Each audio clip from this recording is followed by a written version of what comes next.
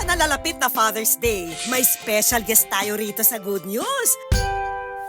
Tahimik lang daw siya sa umpisa, pero ang tito niyong vlogger, What's down mga pamangkin? Magpaano kayo? This is your tito, his tito, her tito, the tito of your tito, sa tito of your titas, the tito of everyone. nais daw ibahagi sa atin na officially promoted na siya to Daddy ka na ulit.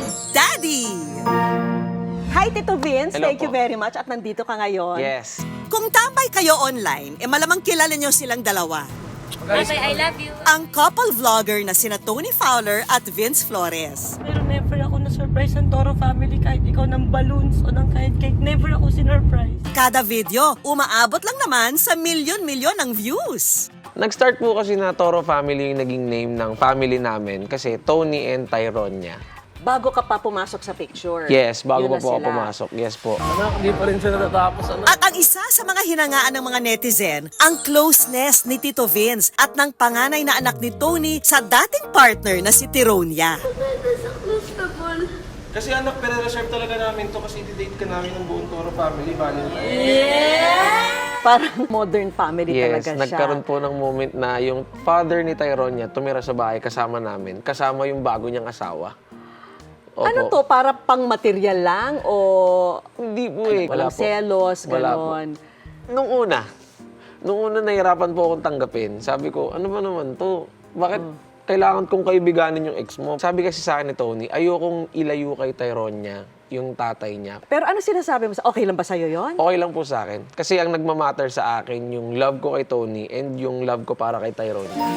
Ang love story ni na Tony at Tito Vince nagsimula noong 2017. So, nag-meet kami ni Tony 2017 sa isang dance studio sa Laguna.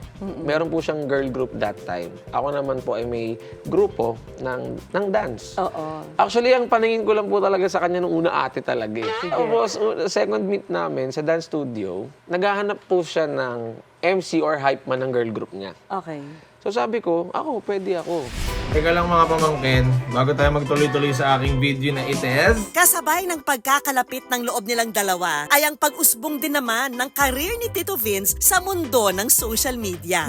I love you more than yesterday. Okay. You are prettier than yesterday. Hanggang ang dalawa nagkapalagayan ng loob at naging opisyal ng magkarelasyon. Oh my God! Sino naman ang masari ko? At saka Valentine's mo, thank you. Thank you po. At si Tito Vince, napalapit na nga sa anak ni Tony na si Tironia. Hindi ako nahirapan kuhanin yung loob ni Tyrone niya. Una pa lang, nag-click agad kami. Kakulitan niya, kakulitan ko. Si Tyrone niya, syempre, first daughter. Siya ang first child ko, kumbaga. Hindi man siya galing talaga sa akin. Anak ko siya by heart. Pero nagustuhan mo. Siya na rin ang tumatayong padre de pamilya ngayon sa Toro family.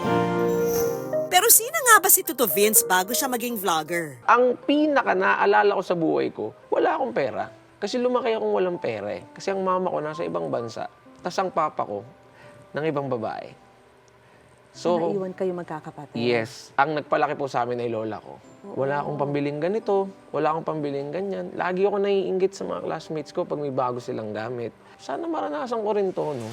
Kaya ipinangako ni Tito Vince na kapag nagkaanak na siya, bibilhan niya ito ng mga bagay na hindi niya kayang bilhin noon.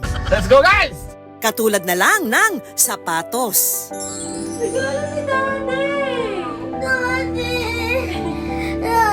Kaya noong nakaraang birthday ni Tironia, ang regalo niya rito, sapatos. Nung birthday na nga ni Tony, nag-viral pa ang birthday gift ni Tito Vince na 32 million pesos worth of insurance. Ang beneficiary ay si Tyronia. Kasi para sa akin,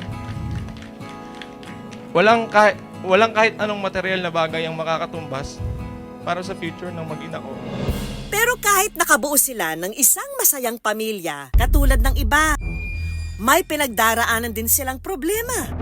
At isa na nga riyan, ang hirap nila sa pagbuo ng sariling anak. Magiging buo kasi talaga ang pagiging isang tatay mo. Pag pure love and intention, talagang kusang lalabas yun sa'yo. Wala akong sinasabi sa'yo na hindi mo nagagawa yung ibang bagay. Sobrang dami naming struggles. Ang daming moment na huminto kami. Nakipaghiwalay pa siya sa akin kasi parang sabi niya, parang hindi naman ibibigay sa atin to eh. sumusuko na siya. Hindi mo sinabi sa akin na 5 Hindi ko minutes, na hindi kita kaya. makita. Kahit naman ipilit ko. Yung pinaka-try talaga namin na nag-aaway kami January. Ang pag-aanak, minsan na rin daw naging mitsa ng kanilang hiwalayan. Ang unang hiwalay po niya talaga na in-offer sa akin, yun yung hindi kami makabuo ng baby. Na-frustrate siya. Yes, na-frustrate siya. Sabi niya, hinto na natin yung pagsubok. Hindi namin alam, noong mga oras po pala na yun, na inaaway niya ako, buntis na siya. Oh my God. Oh my. Oh my God. Pero ika nga nila, good things take time. Paano yan? Kaya naman itong February, sinurpresa ni Tony si Vince sa balitang nagdadalang tao na siya. Dati ka na ulit. Pero kamakailan na nga, naging laman na naman ng balita ang di umunoy hiwalayan ng dalawa. Kinaya ko nung una, na-practice ko na. So, kayang-kaya ko sa pangalawa. Back to #singlemom. Nangyari po kasi, si Tony, syempre, naglilihi. Pinaglilihian siguro ako. Lahat na lang ng mga negative kong ugali, sinasabi niya sa ate niya, sinusumbong niya. So ako nung moment na yun, magbanggit ka naman ng magandang ugali ko. Wag naman yung puro kasamaan ko. Napapatulan ko siya, natataasan ko siya ng boses. Yun yung worst po naming away. Naghiwalay kami for 8 hours. 8 hours. Yes. Yun po kasi talaga yung first time na naghiwalay kami ng hindi ko siya sinundan. Pero akala mo talagang yun na yun. Yes. Kasi, nung time na yun, parang feeling mo, the end yes na yun. po. So umalis siya. At talagang totoo to, hindi Yes po. para may maipang material Yes, kayo or hindi ano, po. hindi. Hindi po talaga. Walang ganong mga... Wala pong ganun. Kasi hindi po namin gagawing biro or prank or katatawanan ng breakup kasi masakit siya eh. Eh sino naman kaya ang unang tumiklop sa matinding away? After 8 hours, di ko na kaya. Sabi ko, ganito pala yung mundo nang walang Tony Fowler sa buhay ko. Pumunta na ako. Una, syempre, bilang babae, ma-pride. Ay, hindi, ayoko na talaga. Pero, the end of the day, napatawad niya ako.